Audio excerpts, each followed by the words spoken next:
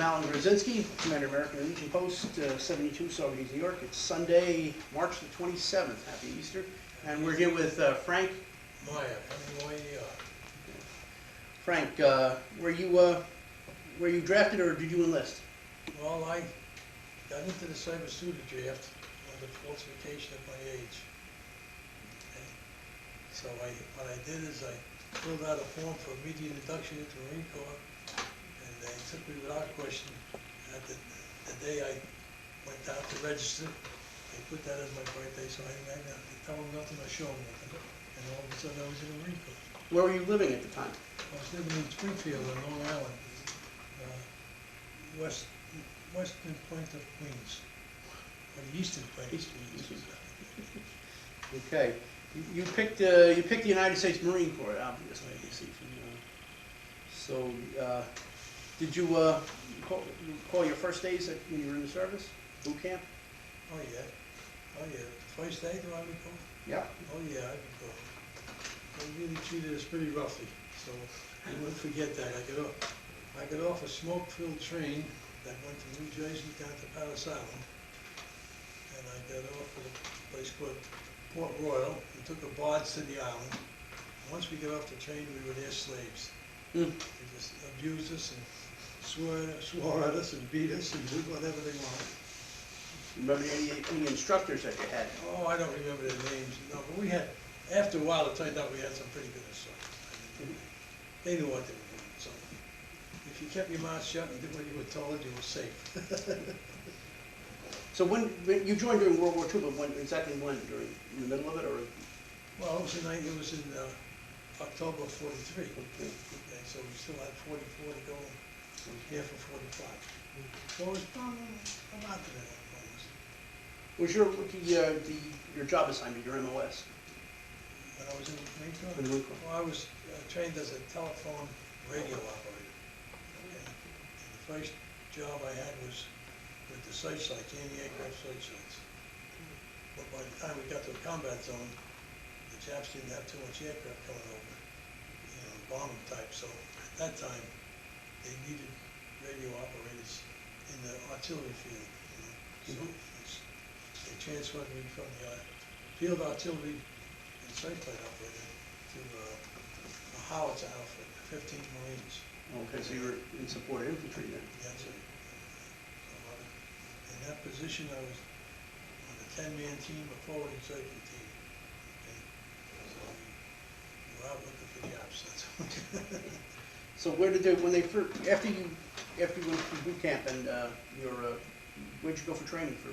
I trained in Camp Lejeune, North Carolina. North Carolina. Yeah. I trained in Camp Lejeune, and we got through there. I was on a train to San Diego. Okay. Camp Lejeune, it was about 2 months on the training there, and then we went to San Diego, and we left the States. Easter Sunday, 1944. So then your next stop was? New Caledonia. It's a training camp, a training island off the coast of Australia. French. French, yeah, New Caledonia was French. It was off the coast of Australia. We had, there was no combat going there, but we did a lot of training there. And then from there we moved up to Guadalcanal, which was secured at that time, so there was no problem there, except we still had some Jap airplanes going over, high altitude planes. So they were still doing that. There's still some planes left. Yeah. But I was only in the aircraft outfit about 2 months on the canal, and they started to form the 15 Marines. And I was moved over there as an observer. San Diego, New Caledonia, Guadalcanal. Guadalcanal. And then after that you made the landing, Okinawa. And after that we, in Easter of '45, we hit the beach in Okinawa. So that was a long time in Okinawa, you were there. Well, I was only there 45 days. Well, actually, most of the time we were there was combat time. So, there was somebody lobbing something at you all the time. And in 45 days, I got wounded. So when you were wounded, did your unit have a lot of casualties, or? Well, not necessarily. I was with at the time I was wounded, I was with an infantry unit. Okay. Okay, because the forward observers, the Right, teams go always with the follow infantry, right. with the infantry, they run along with them to see the spot targets and so on. Mm. And in them days, you had to see the target to shoot at it, Mm. so there wasn't too much friendly fire. Yeah, yeah. So after you were wounded, you were sent to, where did they send you? Navy hospital? Well, I went out on a hospital ship. In them days, when you got wounded, there was no helicopters or Right. stuff like that, so they drag you down to the beach, put you on a barge, took you out to the hospital ship, I went to Saipan. So I was in the hospital in Saipan a while. Did they ever send you like to Australia or anything like this? No, from Saipan, I stayed in Saipan about 3 weeks, and then I went to, they flew me to Hawaii. Mhm. And stayed in Hawaii a little while. And after I got walking and, I still got gassed on the lake, but they shipped me to Oakland, California. When you were there, when you were in Okinawa, or even in New Caledonia, did you ever keep in touch with your family? Oh, yeah. Them days, most of the time, we used email. Email. Yeah, so that was the simplest way. You didn't have to worry about stamps or anything. Right. You just wrote it out and gave it to somebody to mail. So, actually, everything was, you couldn't put too much in the letter anyway, Right. because everything was censored. Everything was censored up to the point that when the combat on Okinawa, they dropped the censorship. Mhm. That's when they, Wow. when the combat on Okinawa, because the Japs were on the run anyway, Mhm. and it didn't matter what they knew we were coming. Yeah. So it really didn't, it wasn't, you got censorship up to then, so a lot of your letters got back home that were either blacked out or cut out. If you wrote a letter on regular paper, they'd cut it out. Mhm. And on the email, if there was something in there you wasn't supposed to say, like where you were, Mhm. or something like that, they just blacked it out. That's interesting because, you've always heard everybody's who's sent email, it's always been censored and stuff. That's the first time I've heard. Oh, yeah, it Not was being- censored, email was censored, everything was censored. I knew it was censored, but that was the first time I've heard it not being censored. You were telling me just now. Oh, yeah, well, after we were on combat at Okinawa, then the censorship was off. Wow. You could write and tell them where you were. Mhm. Yeah. In fact, I had a friend of mine across the river was writing to another friend of mine in our outfit, Mhm. and they were writing back and forth. And he was in my outfit, but he was in the motor transport. Mhm. So every time he came to the battery to look for me, I was out in the field somewhere. You Marine or CV? He was a Marine. And when he heard I got hit, he wrote back to my friend across the river that I got killed. Oh my gosh. So anyway, a lot of people thought I had got the weenie, but anyway, I was on Saipan about a week, and then I wrote them all a letter. I didn't know he had said that, but I wrote my friend a letter, and she wrote back and said, Jim said, we thought you got killed. I said, sorry to disappoint you. So you have plenty of supplies and stuff, I guess. Well, the only thing, we had plenty of supplies, there was no problem. Not my, food, we didn't have any food. There was no, I was there 45 days on that island, and I didn't have a cooked meal Mhm. in 45 days. Oh, We had yes. C rations and K rations and stuff like that. That's what we lived on. Sometimes we heated some of the stuff in our helmets and stuff like that, but Mhm. we didn't have like a meal, Right. We were all nice and thin and trim. Yeah, I guess so. I guess so. We didn't have to worry about going to the bathroom too much because we were already eating too much.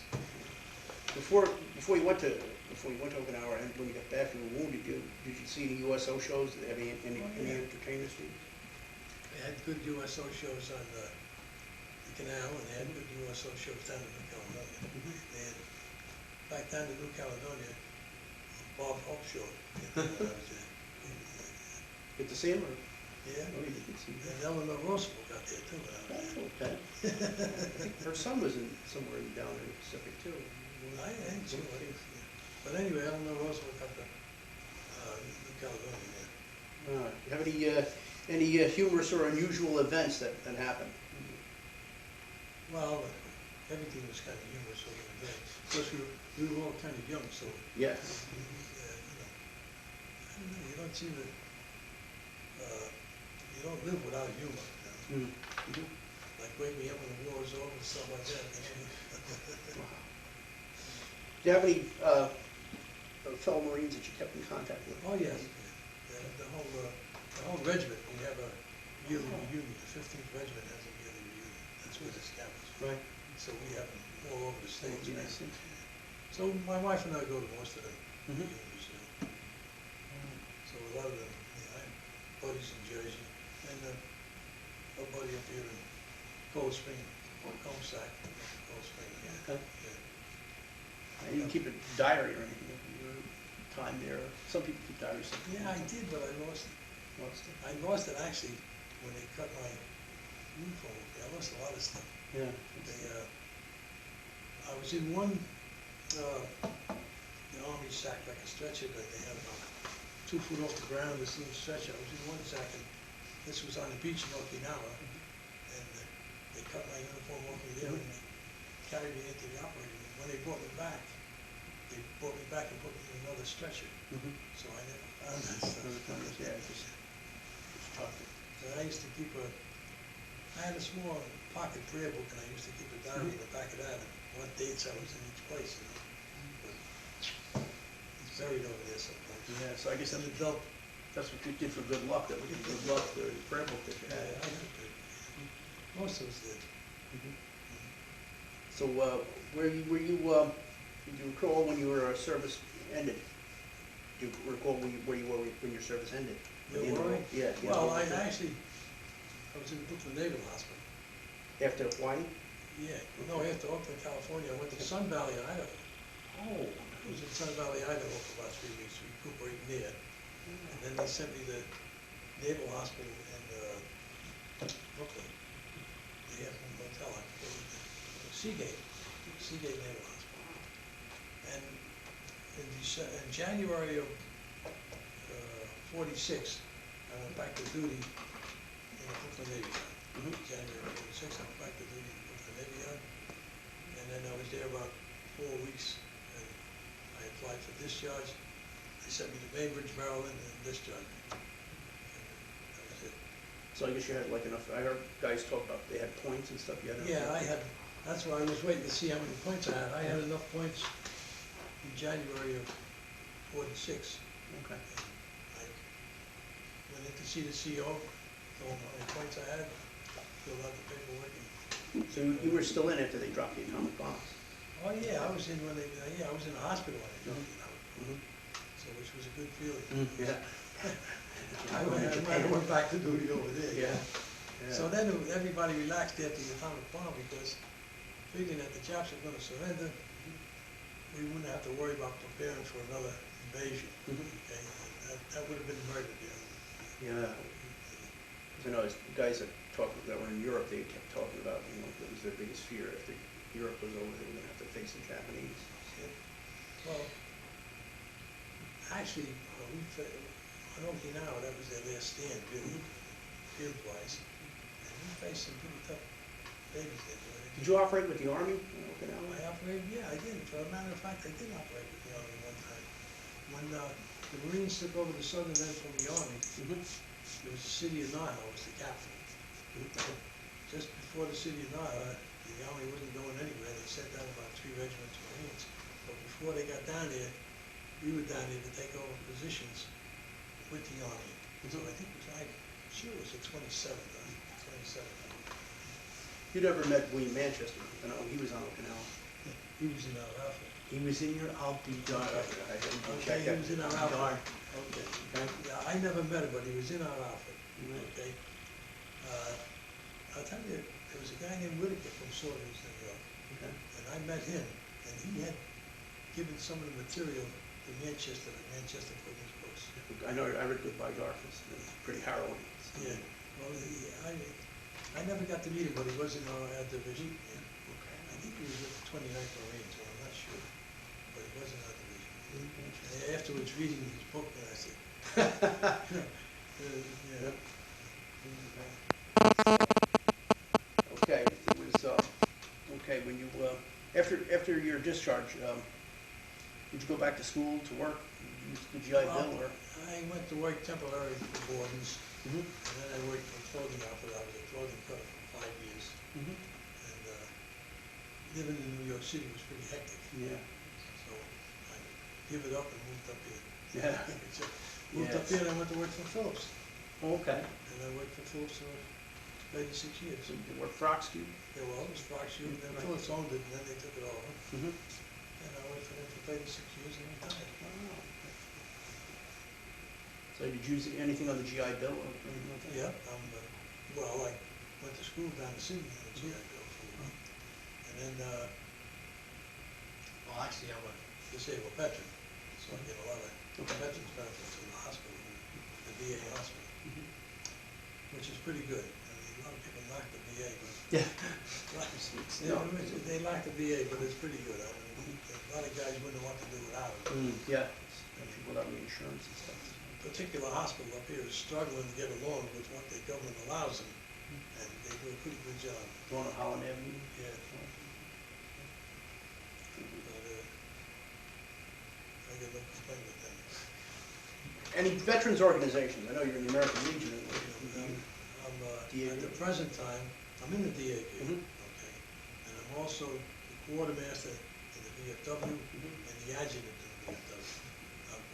Double duty posts.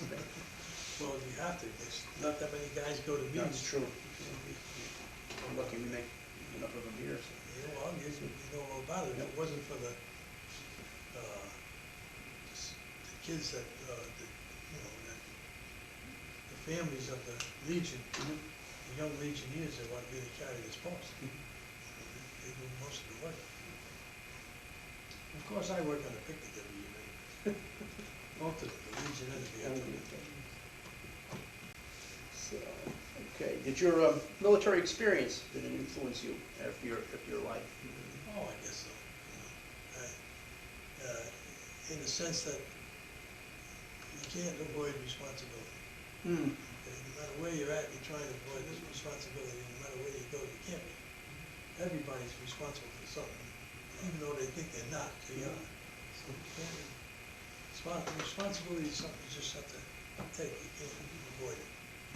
So that's part of the service: discipline and responsibility. Anything you'd like to add on about anything that your service experience with your life, or anything else you'd like to add to this? Well, I don't think so.